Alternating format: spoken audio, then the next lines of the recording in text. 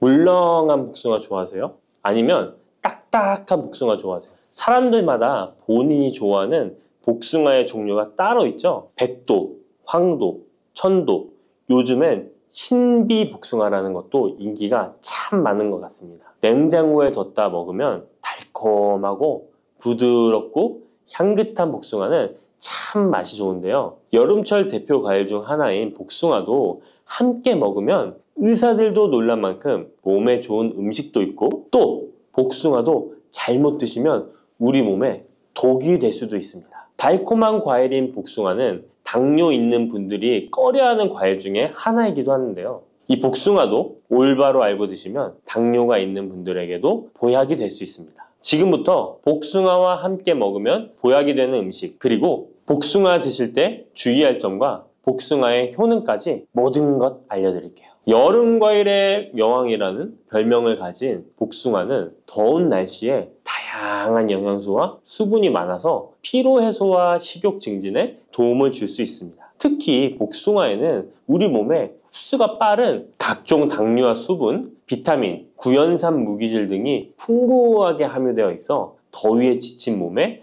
활력을 불어넣어주며, 수용성 식이섬유인 펙틴과 폴리페놀의 함량도 높아서 혈관 건강에도 좋은데요. 펙틴은 혈중 콜레스테롤 수치를 낮추는 데 도움을 주기 때문에 각종 심혈관 질환 예방에 도움이 됩니다. 또한 복숭아에 함유된 칼륨 성분은 나트륨 배출을 촉진하고 혈압을 낮추는 데 도움을 주기 때문에 고혈압, 동맥경화 등을 예방하는 데 도움이 됩니다. 풍부한 식이섬유는 장 건강에 좋은 역할을 주는데요. 소화를 촉진하고 배변의 양을 늘려 규칙적인 배변 활동에 도움을 주기 때문에 변비뿐만 아니라 장 건강 증진에도 도움이 됩니다. 특히 수용성 식이섬유는 장내 유익항균의 먹이가 되어 장내 환경을 개선하는 데 도움을 주어 장 건강과 면역력 증진에도 놀라운 효능을 발휘합니다. 또한 수용성 식이섬유는 위염, 위궤양을 예방하기도 합니다. 복숭아의 달콤함 때문에 당뇨가 있는 분들은 복숭아 먹기가 꺼려지시잖아요. 이제부터는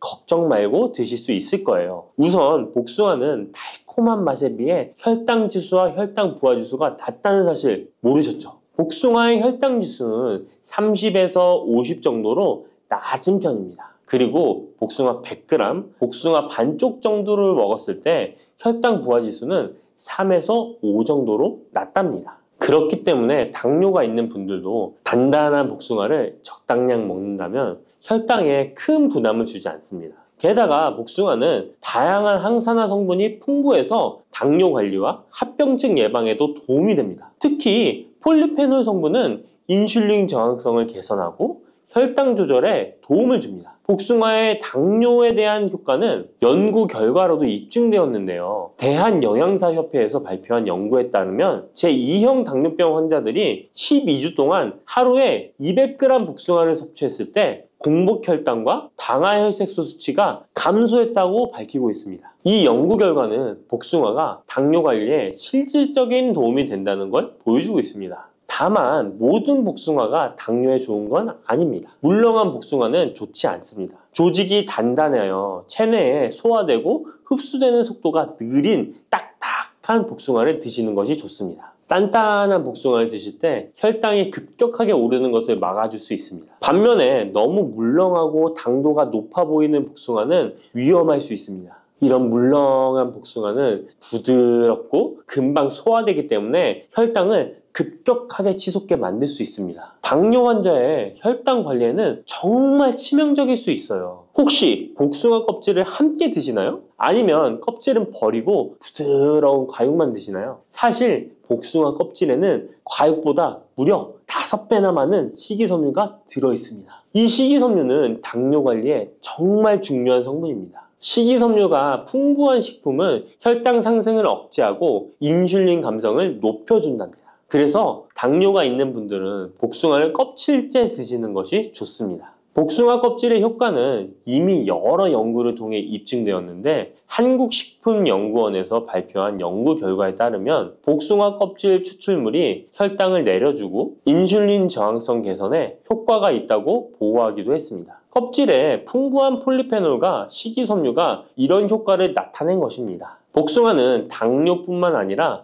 항암 효과도 있는데요. 복숭아에는 폴리페놀, 카로티노이드 등 항산화 성분이 풍부하게 들어있어 바람의 원인인 활성산소를 제거해주기 때문입니다. 이런 효능으로 각종 암 예방에 도움이 됩니다. 또한 복숭아에 함유된 클로로겐산과 네오클로로겐산은 정상세포에는 영향 없이 유방암 세포의 성장을 억제하는 효과가 있으며, 미국 워싱턴 주립대학교 연구팀에 따르면 생쥐를 대상으로 한 실험에서 복숭아 속에 화합물질이 유방암 세포의 성장과 확산을 억제하는 효능이 있는 것으로 나타났다고 합니다. 복숭아를 먹으면 안색이 좋아지고 피부 미용에도 좋아 미인이 된다는 말이 있는데요. 실제로 농촌진흥청에서 실험한 결과에 따르면 복숭아 추출물이 멜라닌 색소의 형성을 막는 데 도움을 주기 때문에 피부 미백에 효능이 있다고 보고되었습니다. 또한 복숭아에는 폴리페놀, 베타카로틴, 비타민 등이 풍부하게 함유되어 있어 노화의 원인인 활성산소를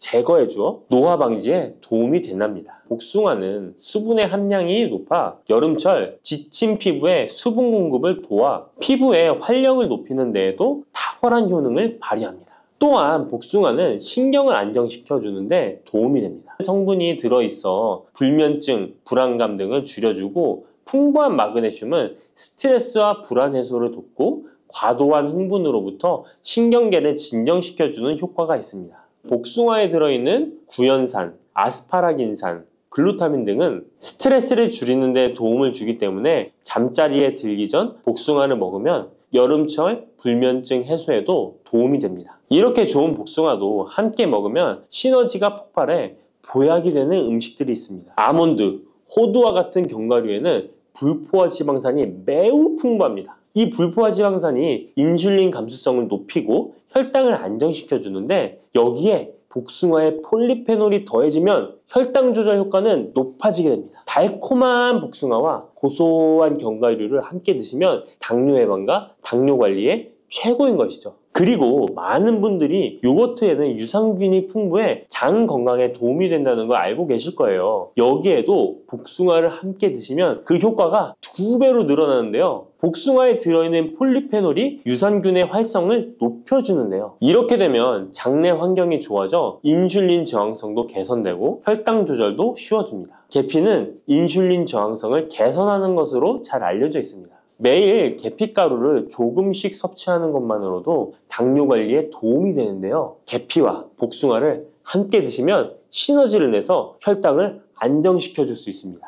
이렇게 몸에 좋을 것만 같은 복숭아도 드실 때 주의하셔야 할 것들이 있습니다. 언제, 어디서든 먹기 좋은 복숭아, 통조림 잘 알고 계시죠? 복숭아 통조림을 절대 드시면 안 됩니다. 통조림 복숭아에는 설탕의 함량이 매우 높기 때문입니다. 많은 설탕이 들어가 있을 뿐만 아니라 복숭아 자체도 물렁물렁하여 드시게 되면 혈당이 급격히 올라가게 됩니다. 당뇨 환자에겐 치명적일 수 있을 뿐만 아니라 건강한 사람도 자주 드시게 되면 췌장이 망가지고 각종 심혈관 질환의 위험이 높아질 수 있습니다. 게다가 통조림 가공 과정에서 영양소 손실도 많이 일어나게 되는데요. 비타민 C와 폴리페놀 같은 중요한 영양소가 파괴될 수 있습니다. 이렇게 되면 당뇨 관리에 도움되는 성분뿐 아니라 건강에 좋은 여러 영양 성분이 사라져 그냥 단맛 나는 젤리 비슷한 음식을 먹는 것과 마찬가지가 되는 것입니다. 그러니 통조림 말고 반드시 싱싱한 복숭아를 드시기 바랍니다. 또한 복숭아에도 부작용이 있는데요. 복숭아 알러지 많이 들어보셨죠? 복숭아 알러지가 있거나 복숭아를 먹었을 때 두드러기, 호흡곤란, 설사, 발작 등의 증상이 발생한다면 복숭아는 피하는 것이 좋습니다. 또한 복숭아는 식이섬유의 함량이 높아서 과도하게 많이 먹게 되면 설사, 복통 등의 부작용이 발생할 수 있으니 과다 섭취는 피하시기 바랍니다. 지방 함량이 높은 음식과 함께 섭취하면 복숭아의 유기산이 지방 분해를 막아 배탈을 유발할 수 있습니다. 복숭아 씨앗에는 아미그달린 성분이 많이 들어있기 때문에 과다 섭취 시 사이안 화물 중독에 의해 구토나 간 손상, 호흡곤란, 동공 확장, 현기증 등의 부작용이 발생할 수 있으니 복숭아 씨앗 섭취는 절대 하시면 안 됩니다. 복숭아 보관은 어디에, 어떻게 하시나요? 냉장고 아니면 상온에 보관하실 텐데요. 일단 복숭아는 구입한 당일이나 다음날 바로 드시는 것이 좋습니다. 상온에서 2에서 3일 정도 보관했다가 드시면 맛이 가장 좋습니다. 그런데 구매한 양이 많아 전부 못 드시게 되면 냉장 보관하시기 바랍니다. 냉장 온도는 5도 정도의 온도로 유지해 주는 것이 좋습니다. 너무 차갑게 하시면 단맛이 떨어질 수 있으니 추천드리지 않습니다. 그러면 냉장 보관한 복숭아는 바로 꺼내 먹어도 될까요? 시원해서 좋을 수 있지만 먹기 1시간 전에 꼭 상온에 꺼내 두었다가 드시는 것을 추천드립니다. 8도에서 13도 사이가 복숭아가 가장 맛있는 온도입니다. 상온에 잠시 두면 냉장고의 차가운 온도가 풀리면서 복숭아의 달콤함이 살아납니다. 시래기 다들 좋아하시나요? 저는 된장국 중에 시래기를 넣은 시래기 된장국이 제일 맛있더라고요.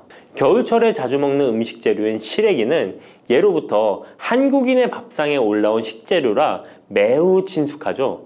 시래기는 주로 무청이나 배춧잎을 말려서 만든 것으로 과거 우리나라가 가난하던 시절 겨울철 채소로 밥상에 중요한 역할을 해왔을 뿐만 아니라 지금은 특유의 향과 식감으로 꾸준히 많은 사랑을 받고 있는데요. 시래기는 맛뿐만 아니라 몸에 좋은 성분까지 가득한 건강식품이라는 것 알고 계셨나요? 시래기의 놀라운 영양 성분과 효능 알려드릴게요. 첫 번째, 시래기의 효능은 바로 뼈 건강에 매우 좋다는 것입니다. 시래기와 뼈 건강 잘 연관지어지지 않는데요. 시래기에는 100g당 칼륨 함유량이 우유의 3배나 된다는 사실 놀랍지 않나요? 이렇게 시래기에는 칼슘이 풍부하게 들어있어서 뼈를 튼튼하게 유지하는 데 도움을 주는데요. 뼈 건강에 칼슘이 좋은 역할을 한다는 것은 다들 아시죠? 시래기는 칼슘뿐만 아니라 뼈 건강에 필수적인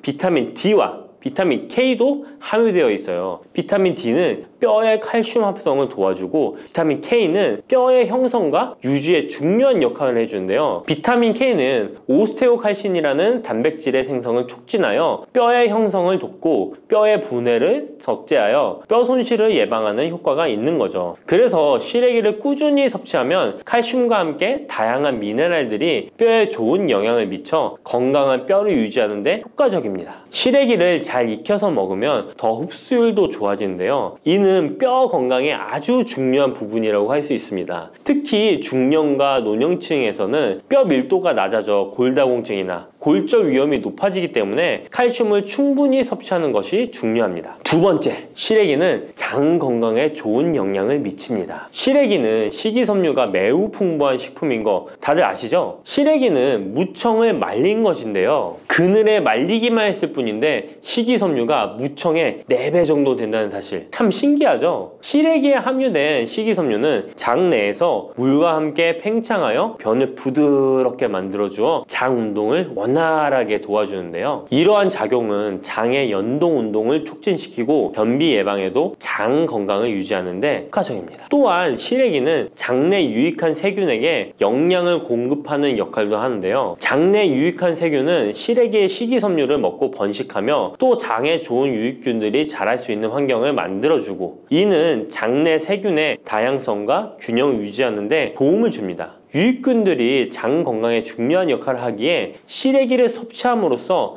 장의 환경을 개선할 수 있답니다. 이뿐만 아니라 시래기에는 항염증 작용을 하는 폴라보노이드와 폴리페놀 등의 식물 화합물이 함유되어 있는데요. 이러한 식물성 화합물은 체내의 염증을 억제하고 장내 염증을 감소시키는 데 도움을 줄 수 있습니다. 시래기는 장을 건강하게 유지하고 장에서 발생할 수 있는 다양한 질병을 예방하는 데 도움이 될 수 있죠. 장 건강을 생각한다면 이제부터 시래기 꼭 섭취해야겠죠? 시래기의 놀라운 효능 세 번째는 간 해독 능력입니다. 시래기에는 항산화 작용을 하는 비타민 C와 베타카로틴이 들어있어 간 건강에 매우 좋다는 것 알고 계셨나요? 비타민 C는 보통 과일에 많이 함유되어 있다고 생각하실 텐데요. 시래기에도 비타민 C가 풍부하게 함유되어 있습니다. 시래기에 함유되어 있는 비타민 C는 강력한 항산화 작용을 가지고 있어 체내에 유해한 자유 라디칼을 중화시키고 특히 간은 우리 몸에 몸의 해독기관으로 해독작용을 잘하려면 항산화 물질이 필요한데, 시래기를 섭취하면 이 항산화 성분들이 간의 해독작용을 돕고 간 기능을 강화하는 데 효과를 볼 수 있습니다. 또한 시래기에는 미네랄인 칼륨과 마그네슘도 풍부하게 함유되어 있어 이러한 미네랄은 간 기능을 지원하고 체내 독소를 제거하는 데 도움을 줄 수 있습니다. 간은 알코올이나 지방, 환경적인 유해 물질을 처리하는 중요한 역할을 하기에 시래기를 자주 섭취하는 것이 간 건강에 큰 도움이 될 수 있다는 것 꼭 기억해 주세요. 네 번째 시래기의 효능은 바로 혈관 건강에 좋은 것입니다. 시래기에는 다양한 영양소가 들어있는데 특히 혈압을 안정시키는 데 도움을 줄 수 있는 칼륨이 많이 들어있습니다. 칼륨은 나트륨을 체외로 배출시키는 역할을 하여 혈압을 조절하는 데 도움을 주고, 또한 시래기에는 비타민 K도 포함되어 있는데요. 비타민 K는 혈액 응고를 조절하고 혈관을 건강하게 유지하는 데 중요한 역할을 합니다. 고혈압은 혈관 건강에 해로운 영향을 미칠 수 있으므로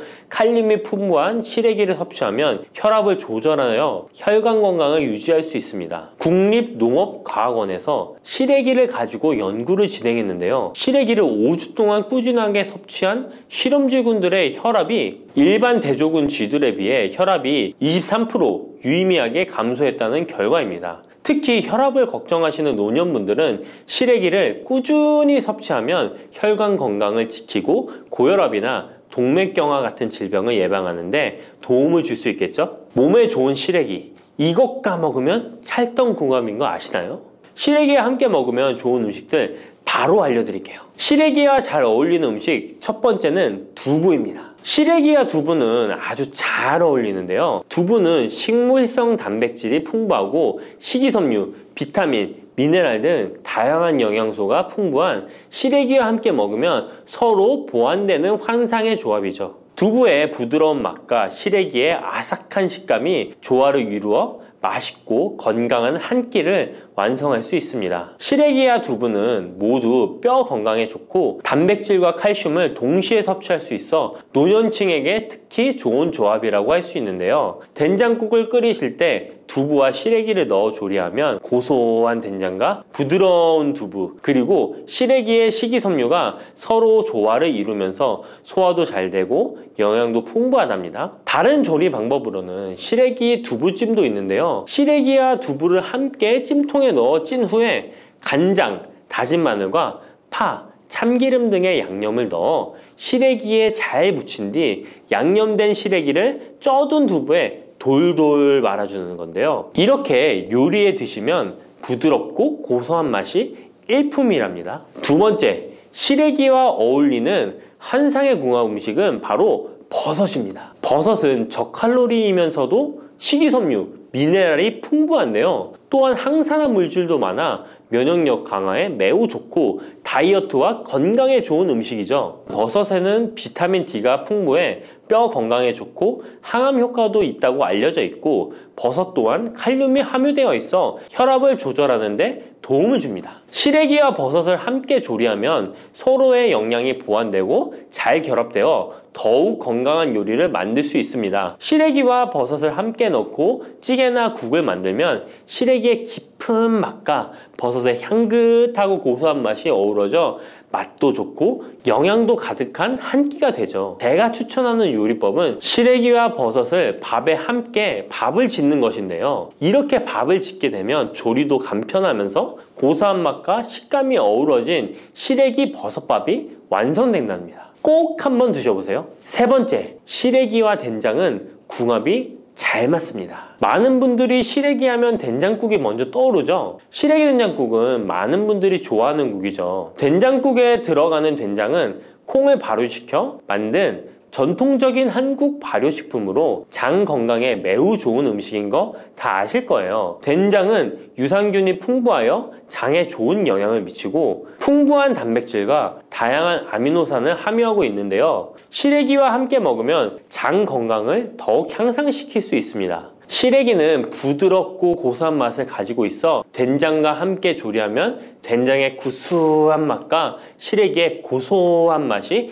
조화롭게 어우러지고, 또 된장의 짭짤한 맛이 시래기의 은은한 맛을 잘 살려주어 된장찌개나 국에 시래기를 넣으면 깊고 풍부한 맛을 낼 수 있어요. 두 음식의 조합이 장 건강을 지켜줄 뿐만 아니라 맛있고 건강한 식사를 즐길 수 있게 해준답니다. 이렇게 몸에 좋은 시래기도 어떤 분들에게는 독이 될 수 있다는 것 아시나요? 몸에 유익한 영양 정보도 중요하지만 섭취 시 유의할 점도 꼭 아셔야죠. 시래기 섭취 시 주의해야 할 분들 바로 알려드릴게요. 시래기 드실 때 이런 분들 꼭 주의해야 합니다. 첫 번째는 신장이 약하신 분들입니다. 시래기 내에는 칼륨이 많기 때문에 몸에 유일한 작용을 하지만 한편으로는 신장이 약한 분들에게는 꼭 주의가 필요한데요. 시래기의 풍부한 칼륨은 신장 기능이 약한 사람들에게는 칼륨 섭취를 과도하게 하게 되어 문제가 될 수 있습니다. 칼륨은 신장에서 배출되기 때문에 신장 기능이 저하된 분들은 시래기를 과도하게 섭취하지 않도록 주의해야 해요. 특히 고혈압이나 신장 질환이 있는 분들은 전문가의 조언을 받고 섭취량을 조절하는 것이 좋습니다. 시래기 드실 때 주의해야 하는 분 두 번째는 바로 소화기관이 약하신 분들입니다. 시래기는 식이섬유가 풍부한 식품으로 이 역시 몸이 건강한 분들에게는 유익한 성분이지만 소화기관이 약해지신 분들이 과도하게 섭취하게 될 경우 위장에 부담을 줄 수 있어요. 특히 장이 민감한 분들은 식이섬유가 장을 과하게 자극하고 불편하지 않게 하기 위해서 과식하지 않도록 주의하는 것이 좋습니다. 너무 많은 양을 먹으면 배가 불편하거나 소화불량을 일으킬 수 있기 때문에 적당히 섭취하는 것이 중요하다는 것 꼭 유의해 주세요. 미역과 이것 함께 드시면 당뇨가 사라지고 치매가 예방됩니다. 평소 무심코한 이 행동 때문에 암과 치매에 걸릴 수 있습니다. 미역에는 풍부한 영양 성분이 있어 당뇨 예방, 골다공증, 심혈관 질환 예방, 암 예방 등 다양한 효능을 갖고 있기도 하죠. 그렇다면 미역은 어떻게 먹어야 암과 치매에 안 걸리고 우리 몸을 건강하게 만드는 보약이 될 수 있을까요? 미역국 끓일 때 고소한 들기름에 미역을 달달 볶아서 끓여 먹으면 정말 맛있잖아요. 그런데 절대로 미역을 볶을 때 들기름을 넣고 조리하시면 안 됩니다. 들기름은 오메가3 지방산과 혈관의 콜레스테롤을 제거하고 노폐물을 배출하여 혈관을 건강하게 해줍니다. 또한 동맥경화를 방지하여 심혈관 질환을 예방하고 뇌신경을 활발하게 하여 치매 예방에도 좋은 효능이 있습니다. 그런데 들기름은 다른 점이 낮아 열을 가하게 되면 산패가 되어 좋은 성분은 없어지고 1급 발암물질인 벤조피렌이 생성됩니다. 벤조피렌은 암을 발생시킬 뿐만 아니라 뇌 분비계의 장애를 일으키고 뇌 건강에 악영향을 주는 정말 위험한 물질입니다. 건강에 좋은 줄 알고 넣은 들기름 때문에 오히려 건강을 해치는 독을 먹는 상황이 되는 거죠. 들기름은 미역국을 다 끓인 다음에 마지막에 한 스푼 넣어 드시면 들기름의 효능과 고소한 맛을 온전히 누릴 수 있습니다. 미역과 함께 드시면 절대 안 되는 두 번째 음식은 바로 대파입니다. 다른 국이나 찌개를 끓일 때는 파를 꼭 넣는데 유독 미역국을 끓일 때는 왜 파를 넣지 않는 걸까요? 그 이유는 미역과 대파 둘 다 알긴산이라는 성분이 있는데 이 알긴산은 미끌거리는 식감이 있습니다. 함께 드시게 되면 식감이 나빠지는 이유도 있지만 식감보다도 더 중요한 이유가 있습니다. 대파에는 인과 유황 성분이 있는데요. 미역과 대파를 함께 드시게 되면 대파 안에 인과 유황 성분 때문에 미역에 함유된 칼슘의 흡수를 방해받게 됩니다. 미역에는 칼슘이 엄청나게 많이 들어있는데요. 미역에 함유된 칼슘의 함량은 100g당 960mg이고요. 우유에 함유된 칼슘의 함량은 100g당 105mg입니다. 우유보다 9배 정도나 더 많다는 것이죠. 성인 기준 하루 칼슘의 권장 섭취량이 600mg에서 700mg 정도인데요. 미역국을 한 그릇만 드셔도 충분히 섭취하실 수 있는 양입니다. 우유를 소화 못 시키는 분들이 칼슘을 섭취하기 위해서는 미역이 정말 좋은 식품이 되는 거죠. 이렇게 많은 칼슘은 우리 몸의 뼈를 튼튼하게 해주고 골다공증 예방에 도움을 주는데요. 이 골다공증 예방은 50대 이후의 여성분들에게는 정말 중요한 효능입니다. 골다공증으로 인해 골반뼈가 골절이 될 경우에 65세 이상은 30%가 1년 내에 사망하고 80세 이상은 50%가 2개월 내에 사망을 할 수 있다는 통계가 있습니다. 나이가 들어갈수록 미역을 충분히 섭취하시는 것을 추천드립니다. 이런 칼슘 보충제에 정말 중요한 미역을 대파와 함께 드신다면 칼슘 흡수가 제대로 되지 않는 것이죠. 미역에 미끌미끌한 성분이 알긴산이라고 했잖아요. 이 알긴산도 우리 몸에 정말 중요한 역할을 해줍니다. 바로 알긴산은 다른 물질을 흡착하는 성질이 있어 혈관 내에 나쁜 콜레스테롤을 흡착하여 배출을 도와줍니다. 이렇게 되면 동맥경화를 예방할 수 있고 혈액순환을 원활하게 하며 심혈관 질환을 예방하는 데 도움을 줄 수 있습니다.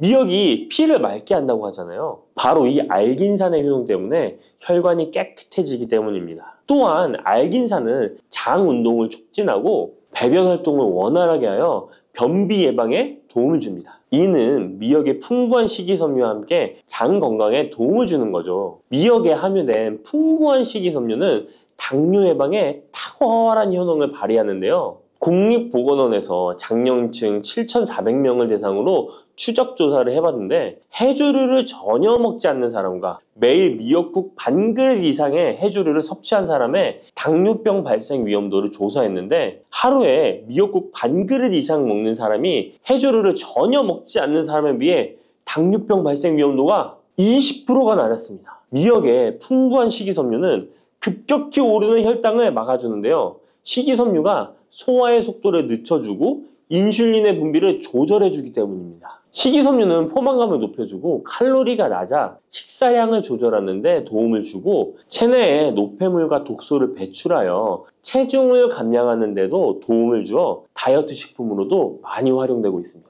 미역국은 또 아이를 출산한 산모들이 반드시 먹는 음식인데요. 미역의 풍부한 요오드는 출산 후 늘어난 자궁을 수축시켜주는 데 도움을 주며 모유가 잘 나오도록 도와줍니다. 또한 요오드는 피를 멎게 하여 상처를 빨리 아물게 하는 역할도 해줍니다. 칼슘과 철분이 풍부하여 출산 후에 흥분된 신경을 안정시켜주고 혈액의 생성을 도와 산모의 빈혈 예방에 도움을 주게 됩니다. 또한 칼륨이 풍부한데요. 칼륨은 체내 나트륨을 배출해주는 역할을 해줘 산모의 부종을 완화시켜주는데 탁월하기도 합니다. 그리고 요오드는 산모에게 좋을 뿐만 아니라 신진대사를 촉진하여 몸에 에너지를 보충해주는 역할을 합니다. 요오드가 부족할 때 나타나는 증상들이 있는데요. 몸에 기력이 없다고 하죠. 힘이 없고 피로감이 높아지게 됩니다. 신진대사가 원활하지 않기 때문에 몸의 영양소를 소모하지 않게 되어 체중이 증가하게 되고요. 피부가 건조해져 거칠어지고 탈모도 일어날 수 있습니다. 나이 들면서 인지 능력이 떨어지는 것도 요오드 부족의 한 현상일 수도 있습니다. 요오드가 부족하면 우리 몸의 호르몬의 중추적인 역할을 하는 갑상선에 문제가 생기는데요. 바로 갑상선 저하증이 생길 수 있습니다. 이러한 문제들을 미역을 섭취함으로 예방할 수 있는 건데요. 요오드의 하루 권장 섭취량은 2.4mg입니다. 미역국 한 그릇에는 요오드가 약 1.1mg 정도 함유되어 있으니 미역국은 하루에 한두 그릇만 드시길 바랍니다. 요오드는 과하게 섭취하게 돼도 문제가 생기는데요. 요오드의 섭취량이 많아지면 갑상선염이나 다른 갑상선 질환도 유발할 수 있습니다. 특별히 갑상선이 약하신 분들은 미역을 섭취하는데 주의하셔야겠습니다. 갑상선은 우리 몸에서 가장 중요한 내분비 기관 중 하나인데요. 갑상선은 목 부분, 기관지 아래에 위치한 나비 모양의 내분비 기관인데요. 중요한 여러 기능을 하지만 그 중에서도 대사율을 조절하는 역할이 있습니다. 갑상선에 T3, T4 호르몬을 분비하여 우리 몸의 에너지 소비와 체온 조절을 하는데 중요한 역할을 하게 됩니다. 갑상선 호르몬은 신경 시스템의 정상적인 기능을 유지하는데 꼭 필요한데요. 호르몬이 제대로 분비되지 않아 수치가 너무 높거나 낮게 되면 우울, 불안 증세, 기억력 감퇴 등의 문제도 발생할 수가 있습니다. 이 갑상선 호르몬에 영향을 미치는 것 중에 요오드가 있는데요. 요오드가 부족하면 세계보건기구에서는 뇌세포가 손상되고 치매가 발생할 수 있다고 보고하고 있습니다. 갑상선 저하증이나 항진증이 있는 분들이 요오드가 많은 미역을 많이 드시면 오히려 건강을 더 해칠 수가 있습니다. 건강하신 분들은 미역을 많이 드셔도 호르몬 조절이 잘 되어 문제가 없지만 갑상선에 문제가 있어서 호르몬 조절이 잘 안 되는 분들은 이 요오드의 수치가 높아지게 되면 체내에 활성산소가 증가하게 되어 염증을 일으키고 갑상선염을 유발하고 극히 드물지만 심해지면 갑상선암으로도 발전시킬 가능성도 있습니다. 따라서 갑상선에 문제가 있는 분들은 미역을 드실 때 주의하셔야 합니다. 날이 갈수록 암의 발병률이 높아지고 있어서 암에 대한 관심도가 높아지는 것이 사실이죠. 이처럼 미역에는 강력한 항암 효과가 있어 건강식품으로도 아주 좋은데요. 미역에는 요오드, 식이섬유, 칼슘, 비타민 등 많은 영양소가 있다고 했잖아요. 그런 것보다 훨씬 중요한 것이 있습니다. 바로 후코이단이라는 성분인데요. 이 성분이 바로 강력한 항암 작용을 한다고 알려져 있습니다. 후코이단 성분은 미역의 줄기보다 미역귀에 7배나 많이 들어있어 요즘에 미역귀가 항암식품으로 많이 알려져 있습니다. 이 후코이단은 암세포가 스스로 사멸되도록 유도하는 효능이 있습니다. 이러한 효능으로 암세포가 생기는 것을 막아주고 전이 되는 것도 방치할 수 있는 거죠. 후코이단은 특히 폐암, 간암, 대장암, 유방암, 백혈병에 효능이 좋다고 입증된 논문들이 발표되기도 했습니다. 후코이단은 항암 작용 외에도 콜레스테롤 혈관에 흡착되지 않도록 막아주고 혈류를 원활하게 해주어 혈관을 건강하게 해주는 역할을 해줍니다. 이렇게 혈관을 깨끗하게 해주어 뇌졸중과 뇌경색, 심근경색 등의 심혈관 질환도 예방할 수 있습니다. 미역귀와 함께 토마토를 드시면 항암 효과를 극대화할 수 있는데요. 토마토가 채소의 왕으로 불리며 우리 몸에 정말 좋다는 사실 알고 계시죠? 토마토에는 라이코펜이라는 항산화 성분이 풍부하게 함유되어 있습니다. 라이코펜은 강력한 항산화 작용으로 몸 안의 활성산소를 제거하여 혈관을 건강하게 하고 염증을 제거하여 노화를 예방할 뿐만 아니라 미역의 후코이단과 만나 암세포를 제거하는 강력한 항암작용을 하게 됩니다. 미역과 함께 드시면 효과가 극대화되는 음식으로는 두부가 있습니다. 콩으로 만든 두부는 식물성 단백질이 풍부해서 건강식품으로 우리 식탁에 정말 많이 올라오죠. 두부에는 단백질뿐만 아니라 사포닌 성분도 풍부하게 함유되어 있습니다. 사포닌은 인삼, 홍삼, 더덕 등에도 풍부하게 함유되어 있는 성분인데요. 이 사포닌은 면역력을 강화하고 체내에 활성산소를 제거하여 노화를 방지하고 항암 작용도 하여 암을 예방하기도 합니다. 정말 기적과 같은 성분입니다. 그런데 이 사포닌의 단점이 체내에 요오드를 배출하여 요오드 결핍이 있는 분들은 주의하셔야 하는데 미역과 함께 드신다면 미역에 함유된 풍부한 요오드와 사포닌의 만남으로 미역의 섭취로 과다할 수 있는 요오드의 양을 두부의 사포닌이 배출시켜주어 걱정 없이 드실 수 있게 되는 것이죠. 칼슘은 뼈를 튼튼하게 만들어준다고 상식적으로 알고 계시잖아요. 우리 몸에는 칼슘이 많아도 골다공증이 생긴다는 사실 들어보셨나요?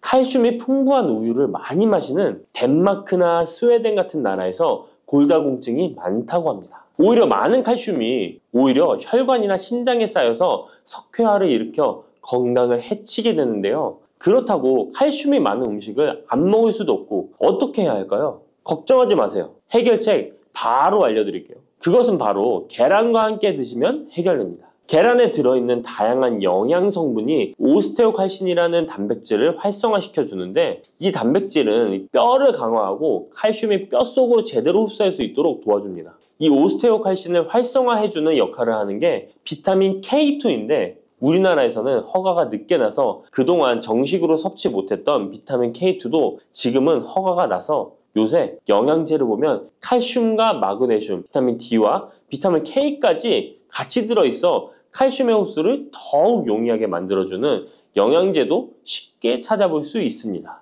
그런데 이렇게 칼슘을 아무리 많이 섭취해도 흡수가 안 돼 그대로 혈관에 남게 되면 쌓이고 쌓여서 석회화를 유발시킬 수 있겠죠? 이처럼 미역과 계란을 함께 섭취하면 칼슘의 흡수를 도울 뿐 아니라 우리 몸의 pH 균형을 잡아주는 데도 중요한 역할을 해줍니다. 미역은 알칼리성 식품이고 계란은 산성 식품으로 같이 섭취하면 약 알칼리성 상태로 유지시켜줍니다. 게다가 소화에도 좋고 미역은 단백질과 잘 어울리니 계란과 함께 먹으면 소화도 잘 되고 우리 몸의 흡수도 잘 된답니다. 따뜻한 생강차 한 모금이 생각이 많이 나는데요.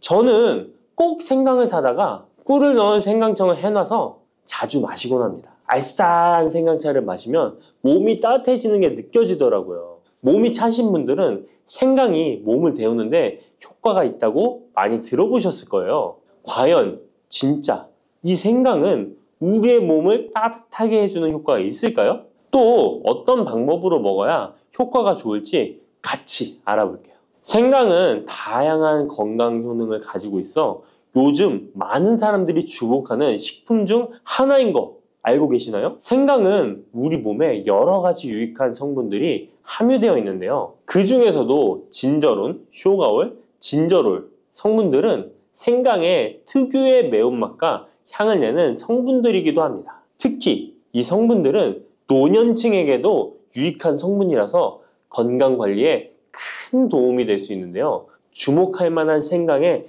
대표적인 성분 3가지 바로 소개해 드릴게요. 생강의 첫 번째 성분은 진저론입니다. 진저론은 생강에서 가장 대표적인 활성 성분으로 생강의 매운맛과 특유의 향을 담당하고 있는데요. 진저론은 항산화 효능이 뛰어나며 세포 손상을 막아주고 노화를 예방하는 데 도움이 됩니다. 또한 진저론은 소염 작용을 가지고 있어 염증을 줄이고 통증 완화에도 효과가 있는데요. 류머티즘 관절염, 근육통, 기타 염증성 질환에 이 성분이 도움을 줄 수 있고 면역력을 증강시키는 데 중요한 역할을 해서 특히 면역력이 약해질 수 있는 노년분들에게 매우 유익한 성분입니다. 생강의 두 번째 대표 성분은 쇼가올입니다. 쇼가올은 생강을 건조하거나 가열했을 때 생기는 물질인데요. 이 성분은 항암 효과가 있다고 알려져 있어 암 예방에 효과가 있습니다. 쇼가올은 진저론보다 강력한 항염증 작용을 하는데요. 이 성분은 염증을 유발하는 물질인 프로스타글란딘의 생성을 억제하는데 매우 효과적인 것으로 밝혀졌습니다.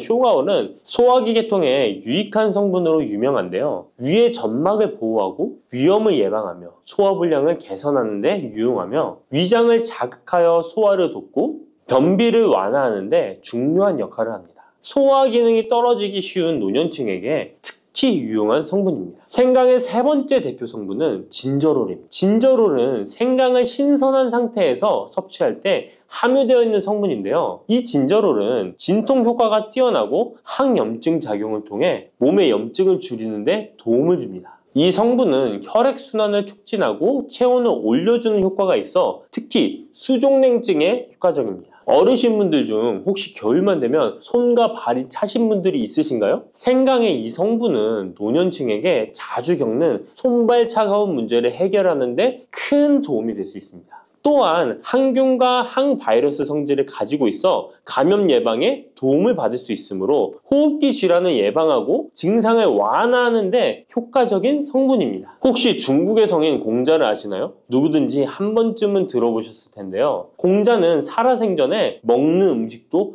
매우 철저하게 관리했다는데요. 공자가 매 식사마다 생강을 빼놓지 않고 먹었다는 것 알고 계셨나요? 공자는 생강이 얼마나 몸에 좋은지 그 옛날부터 알고 있었던 것이죠. 공자는 73세에 생을 마감했는데 그 옛날 평균 수명을 생각하면 어마어마하게 장수를 했던 것이죠. 이렇게 건강에 좋은 생강, 생강이 왜 그렇게 좋은지, 생강이 이 우리 건강에 어떤 도움이 되는지 4가지 주요 효능을 소개해 드릴게요. 생강의 효능 첫 번째는 면역력 강화입니다. 서울대 노화연구소에서 꼽은 면역력에 좋은 식품 3가지 안에 이 생강이 포함되는 거 알고 계셨나요? 생강에는 아까 소개해드렸던 3가지 성분 진저론, 쇼가올, 진저롤이 포함되어 있어 면역력을 강화하는 데 매우 효과적입니다. 특히 항염증 효과가 뛰어나 몸의 염증을 줄여주고 면역체계가 더 강하게 작동하도록 도와주는데요. 면역력이 떨어지기 쉬운 노년층에게는 자주 섭취하는 것이 좋은 식품입니다. 생강을 꾸준히 섭취하면 감기나 각종 질병에 걸리는 확률을 낮출 수 있다는 거 잊지 마세요. 생강의 두 번째 효능은 항산화 효과입니다. 미국 국립암연구소가 꼽은 항산화 식품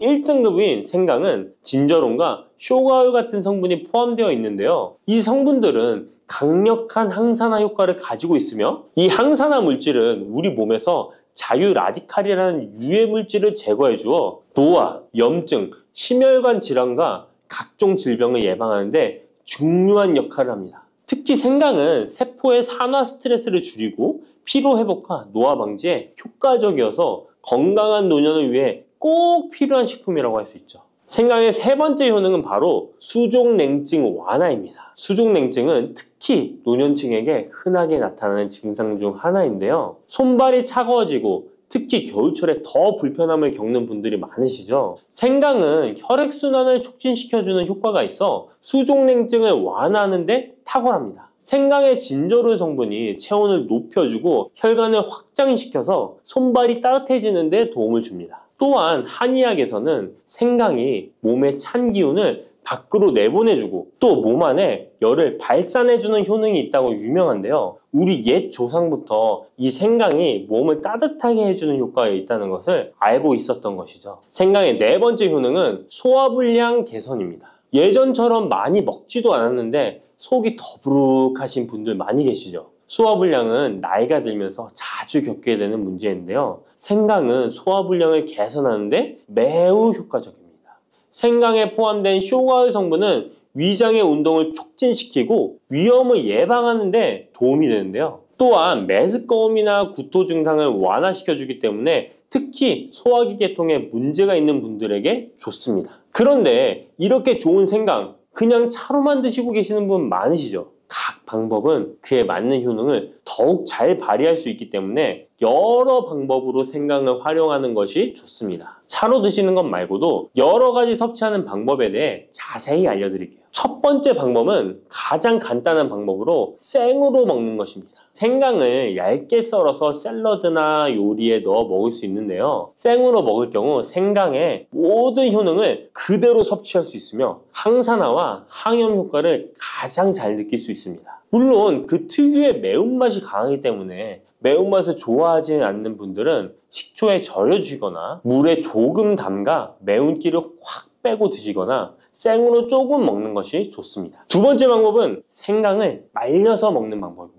생강을 건조해서 차나 국물에 넣어 먹을 수 있는데요. 볕이 잘 들고 통풍이 잘 되는 곳에 말리셔도 되고 아니면 음식 건조기에 넣고 말리셔도 됩니다. 말린 생강은 소화 기능을 더욱 돋고 소염작용을 강화하는 데 효과적입니다. 또한 말린 생강은 장시간 보관이 가능하고 생강의 매운맛이 부드럽게 중화되어 편하게 섭취 가능한데요. 체온을 높여주는 효과가 있어 겨울철에 특히 유용합니다. 차로 끓여 마시면 몸을 따뜻하게 해주고 피로 회복에도 도움이 됩니다. 세 번째 방법은 생강을 가루로 내서 먹는 방법입니다. 생강가루는 다양한 요리에 활용할 수 있고 특히 음료나 디저트에 넣어 먹기에 좋은데요. 혹시 진저맨 쿠키라고 들어보셨나요? 크리스마스에 자주 보이는 쿠키인데요. 외국에서는 진저맨 쿠키라고 쿠키 반죽에 생강가루를 넣어 겨울철 생강을 먹기 싫어하는 아이들에게 주는데요. 이렇게 가루 형태로 만들게 되면 생강의 매운맛을 부드럽게 즐길 수 있고 물에 타서 마시거나 다양한 요리에도 넣어 드실 수 있고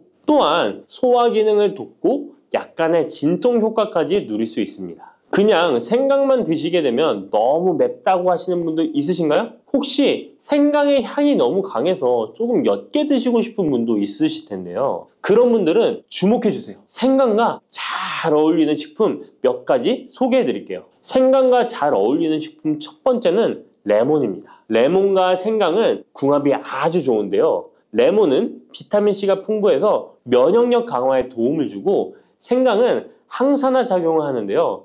두 가지를 함께 섭취하면 서로 효과가 극대화돼서 특히 감기 예방에 탁월합니다. 또한 레몬은 소화 촉진에 도움을 주며 생강도 소화불량 개선에 뛰어난 효능이 있는데요. 이 둘을 함께 드시면 소화 기능이 개선되고 면역력 강화와 항산화 효과까지 배가 된다는 것 잊지 마세요. 생강과 레몬은 레몬 생강차나 레몬과 생강을 함께 넣은 샐러드로 드시는 것을 추천드립니다. 생강과 궁합이 좋은 식품 두 번째는 강황입니다. 강황은 생강과 함께 먹으면 항염증, 항암, 면역력 증진 효과가 매우 강력해지는데요. 강황의 주성분인 커큐민은 항염증과 항산화 작용이 뛰어나 생강의 진저론, 쇼가올, 진저롤과 함께 염증을 줄이고 세포 보호 효과를 극대화할 수 있습니다.